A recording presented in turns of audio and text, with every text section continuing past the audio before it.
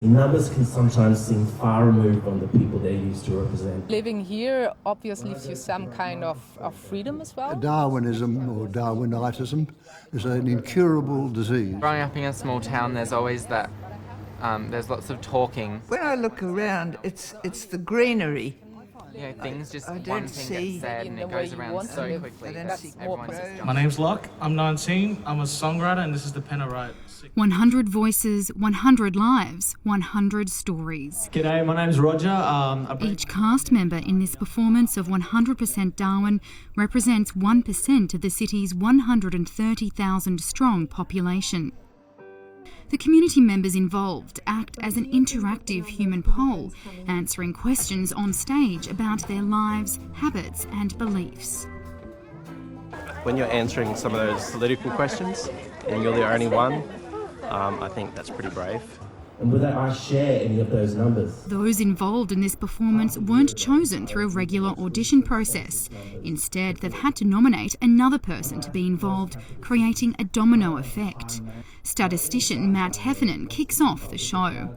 I chose one of the youngest Darwin citizens I could find as the starting point for a chain reaction. Every new member of that chain had to find the next person within 24 hours. This is Jordan. Hello, Thelma. Hey. Hi, it's Beck from 100% Darwin. How are you, Beck? Good to meet you. Baby Jordan had little choice but to nominate his mother next. In Darwin, we're really lucky that we can start with Jordan because he's one of the youngest Darwinians that we could find in the community. Okay. And I guess he's a very strong symbol of this community.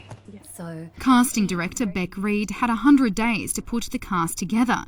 She's used selection criteria based on the latest census data.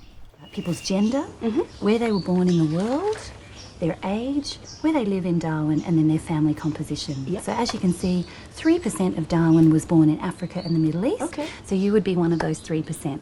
What we might do just for ease... This launched the chain process, where cast members are connected via several degrees of separation, highlighting Darwin's close-knit community. So this is Thelma, person number 2, and she recommended her husband, James, who recommended his friend Michaela, who's from Germany, who recommended her partner Eric, and Eric guided me to Audrey and Marianne. What makes you unique? Each new member is asked the same 10 questions in an initial interview about their lives and connection to Darwin. What is the smell that connects you to Darwin, do you think? A lot of things, like the warmth, you know, there's a uniqueness to Darwin, you know, like a lot of Darwin reminds me of Africa. I look out my bedroom and there is bush, and that to me is pretty much Darwin in a nutshell. The plants and the trees, certainly I see the sunsets and the sunrise in the morning. What question would you like to ask 100 people?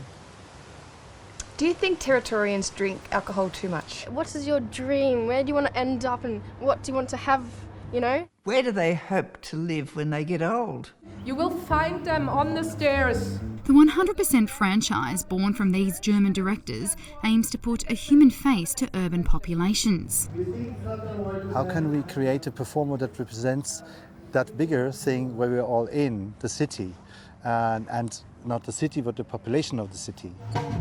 They say Darwin's close-knit community and last frontier reputation makes this performance particularly explosive.